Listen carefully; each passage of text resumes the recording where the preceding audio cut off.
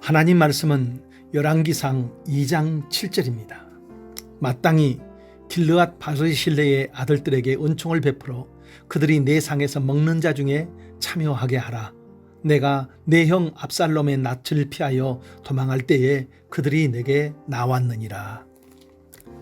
임종을 앞둔 사람들이 마지막까지 기억하고 챙기는 사람들이 있습니다. 자기가 가장 사랑하는 사람입니다. 다윗이 임종을 앞두면서 자기 아들 솔로몬에게 유언을 합니다. 마땅히 길르앗 바실레의 아들들에게 은총을 베풀어 그들이 내 상에서 먹는 자 중에 참여하게 하라.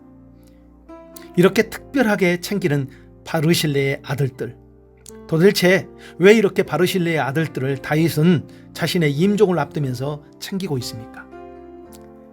다윗이 왕으로 있을 때에 그의 아들 압살롬이 권력에게 눈이 멀어서 반역을 일으킵니다. 치밀한 계획을 세워서 민심을 사로잡고 모든 사람의 마음이 다윗에게 떠나 압살롬에게 향하게 하고, 때가 되자 그는 스스로 왕이 되고 군사를 일으켜 다윗을 공격합니다.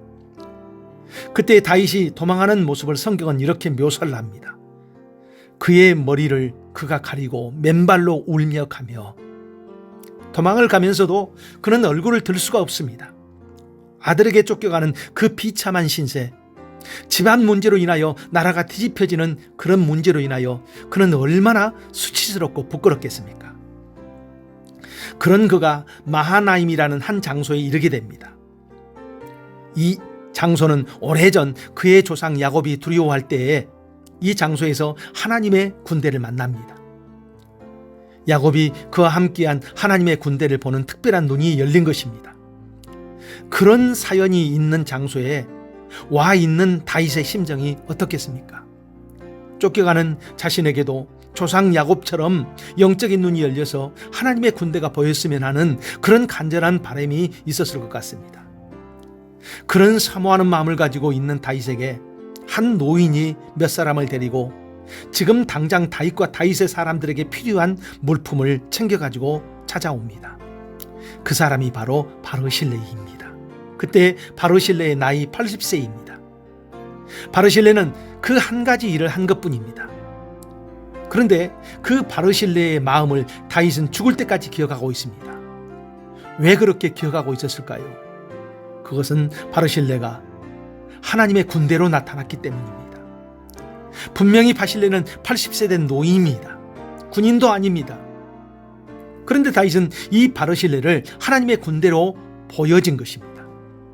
이것이 너무나 감동이 되어서 자기의 생전에도 바르실레의 아들들을 데려다가 중요 보직에 앉히고, 그리고 자기가 죽어가면서도 바르실레의 아들들을 특별하게 챙기고 부탁을 하고 있는 것입니다.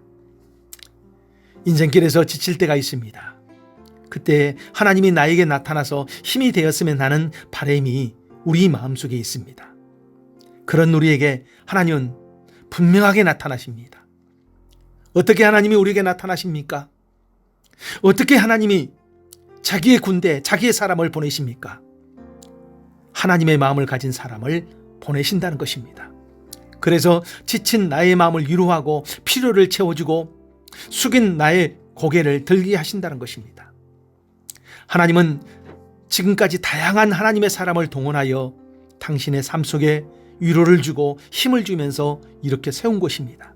시편 118편 7절에는 여호와께서 내 편이 되사 나를 돕는 자 중에 계시니 이렇게 말씀하십니다. 그렇게 나에게 보내진 하나님의 사람을 볼 수가 있어야 하고, 그리고 귀하게 여기고 소중히 여길 수가 있어야 합니다.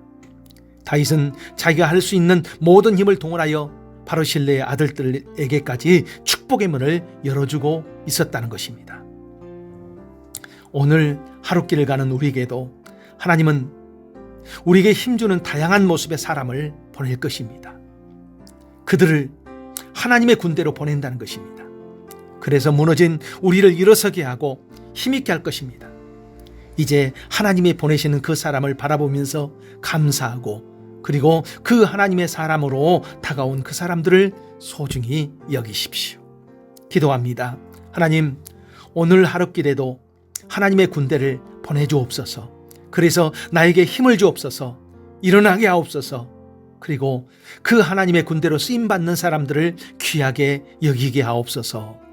예수님 이름으로 기도합니다. 아멘.